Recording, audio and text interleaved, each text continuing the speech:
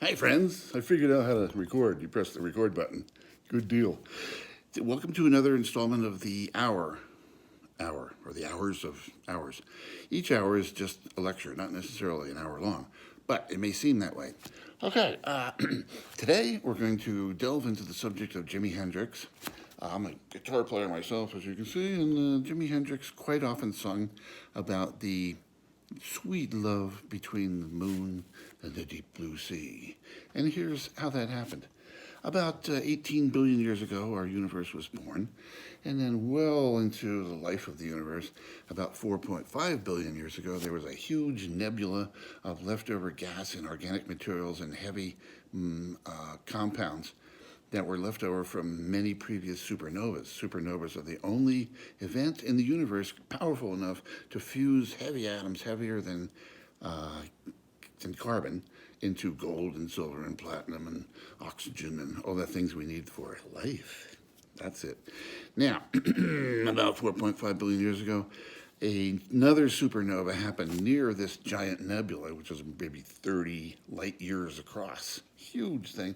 And when the energy from that supernova hits the nebula, it starts spinning faster and faster and faster. The center part of it becomes our sun as it accumulates more and more matter, and its gravity becomes heavier and heavier, and the center of our sun becomes hotter and hotter, hundreds of millions of degrees, enough energy and enough heat to create spontaneous nuclear fusion, hydrogen into helium.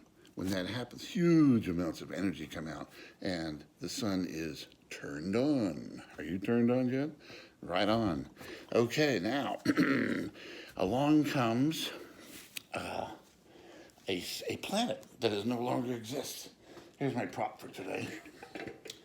This is the early Earth, and along comes a planet that no one ever saw before. And this baseball represents the planet. This is signed by a well-known baseball player from the NBA. Yeah, Alan Purcell. Lots of home runs. Here comes this planet on the same orbital path as the Earth. Bad news. Collisions are inevitable. Now, here comes this thing, and it hits the Earth, but not head on, because that might have destroyed the whole Earth. And not a glancing blow, because that wouldn't have done anything.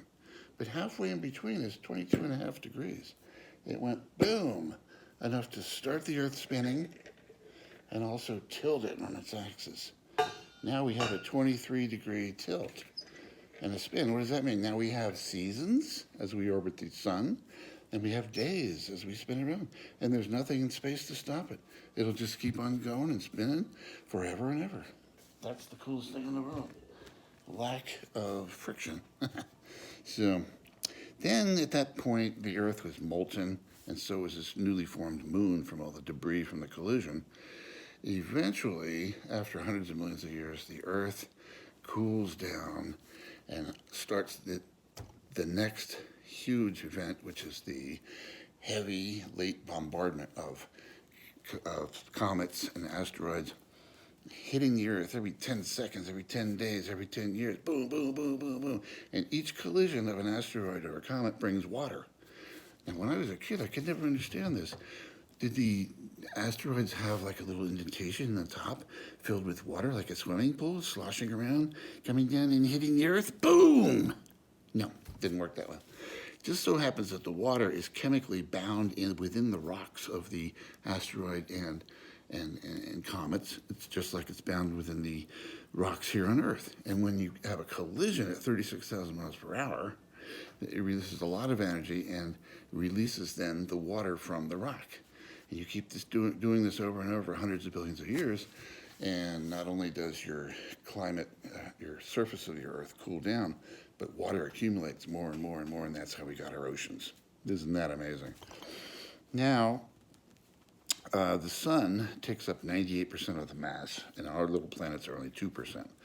But anyway, this moon is orbiting the Earth now at only 25,000 miles out, and it has a tremendous effect on that water, creating tides that you measure not in feet or yards, but in miles.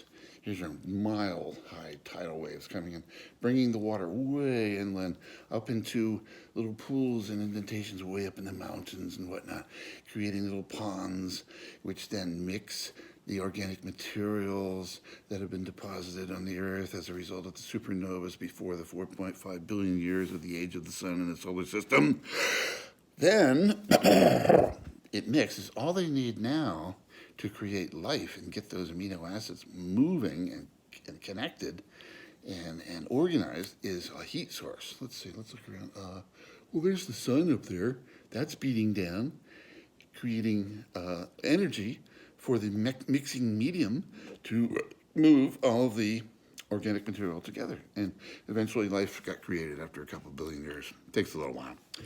And so now we have the moon at 250,000 miles away as opposed to 25,000 miles away. And the reason for that is that no orbit is perfect, because it's always going to be a little bit more, a little bit less than the perfect orbital velocity.